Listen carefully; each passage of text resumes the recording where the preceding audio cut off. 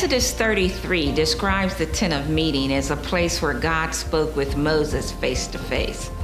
When the people of Israel saw Moses going to the tent and the pillar of cloud standing at the entrance, they all arose and worshiped.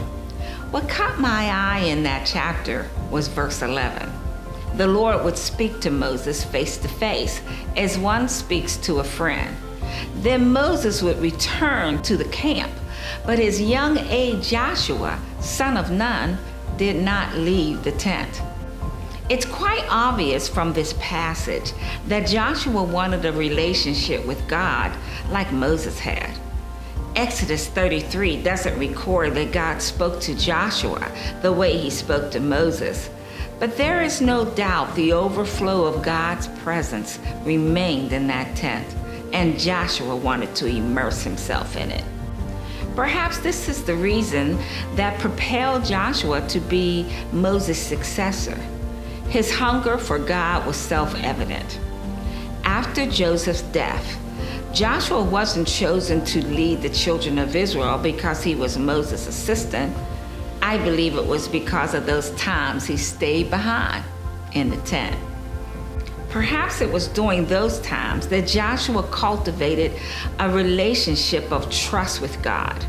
Bathing in God's presence fortified his resolve that God could be trusted to keep his word.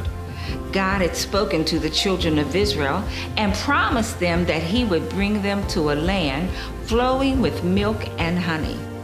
Among those Moses sent to spy out the land, before they went up against it, only he and Caleb could trust God that he would be with them and make them victorious over the giants in the land.